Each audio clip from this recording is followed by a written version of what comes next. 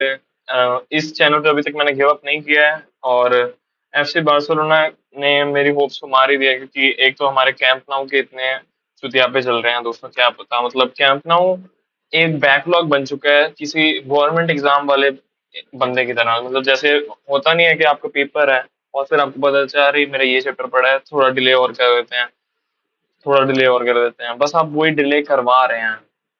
और मेरे हिसाब से मुझे नहीं लगता कि camp now will be ready, but I hope कि 10,000 भी बंदे आते हैं तो बाढ़ के रजिस्टर कर लो, क्योंकि यूसीएल का एक रूल है दोस्तों के, अगर आपने पहला होम गेम जहाँ खेला वो ही यूसीएल के लिए होम गेम होगा। मतलब अगर जैसे जिरोना को कोई रेंट वाला कह रहे थे, अगर वहां पे मैच होता है तो हमें वही वाला स्टेडियम बुक करना पड़ेगा, ऐसा कुछ सीन है।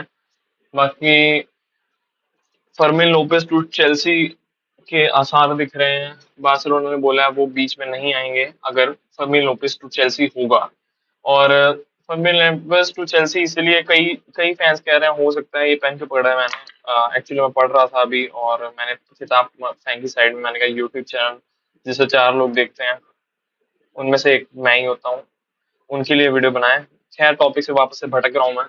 पर दोस्तों ये है कि जो फर्मिन लोपेज और गैवी की एक लड़ाई हुई थी बंदियों के चक्कर में, और फर्मिन लोपेज ने अभी रिसेंटली एक शायद स्टोरी भी डाली थी, जो कि मैं वीडियो में शायद से डालूंगा या शायद नहीं डालूंगा, क्योंकि मेरे को इतना वो शौक नहीं है डालने का। मतलब उसमें उसने कहा था होस बेटर देन ब्रोस, पता नहीं ऐसे कुछ डाला था उसने।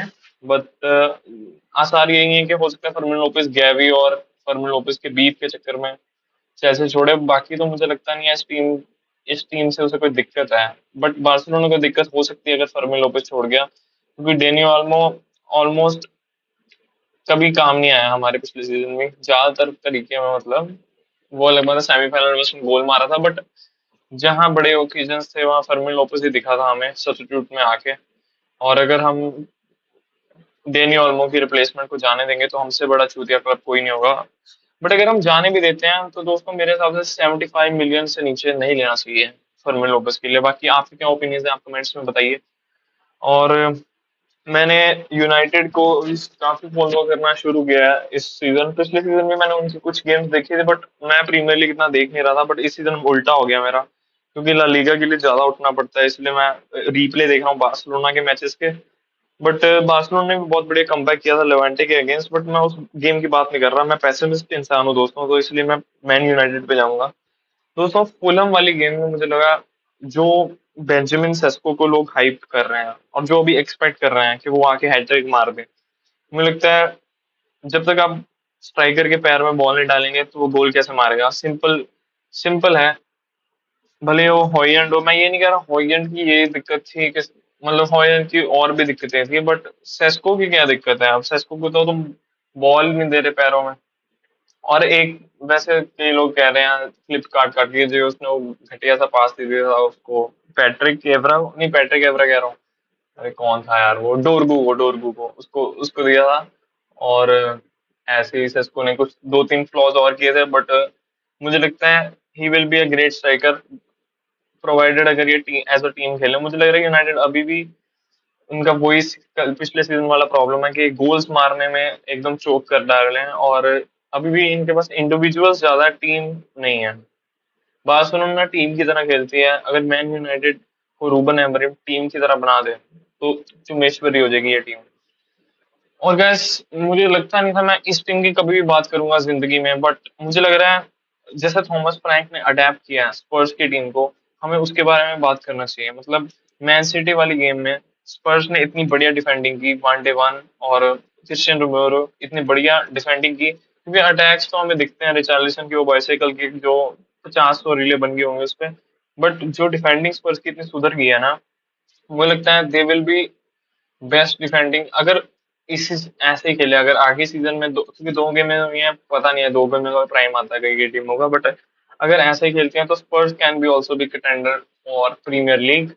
बाकी बाकी और क्या है, बाकी अभी वो हो रहा है डेनिस सेल्ब्लोस टू मार्सेल की डील कैंसिल हो गई है, और मैन यूनाइटेड ने सैम लेमंस नाम का एक कीपर साइन किया है। और यही है ऑल दिस। और सबसे बड़ी न्यूज जो दोस्तों एक थी, हाँ मैड्रिड की मैं भूल गया था, यहाँ पे मैंने लिखा नहीं है, बेवकूफ इंसान मैं। एक्चुअली मैं स्क्रिप्ट लिखता नहीं हूँ, मैं बस 2-3 वर्ड लिखता हूँ कि मैं एक आलसी इंसान हूँ, और यही आलसीनेस की वजह से मैं यूट्यूब पे वीडियो नहीं डाल रहा, और शायद इसीलिए वीडियो नहीं डालूंगा तो मेरा कॉन्फिडेंस कैसे बढ़ेगा, तो मैंने कहा डालना शुरू करते हैं। और जो रियल मैड्रिड है उसमें रोड्रिगो के आपने देखा हो, फाइनली उसको मिनट्स मिल गए, मर मर के उस बंगाली को भी किसी ने सुन ली, शैबी अलोंसो ने। और लेफ्ट विंग पे खेला था वो, जैसे मैच से पहले वो आ रहे थे हिंट, और जैसे वो सब आउट हुआ तो वो फ्रस्ट्रेटिंग हो गया, और जिसका मतलब है कि मेरे हिसाब से Rodrigo will leave if Savinho comes in Man City, क्योंकि और किसी क्लब को विंगर की नीड नहीं है दोस्तों। या तो ऐसा हो सकता है यहाँ टॉटनम ज्यादा पैसा खर्चेगी नहीं, वो सेविन्यो पे जाएगी, मैन सिटी पे ज्यादा पैसा खर्च लेगी, ये डोमिनो इफेक्ट होगा अगर होगा, वरना ये डील ऑफ होगी।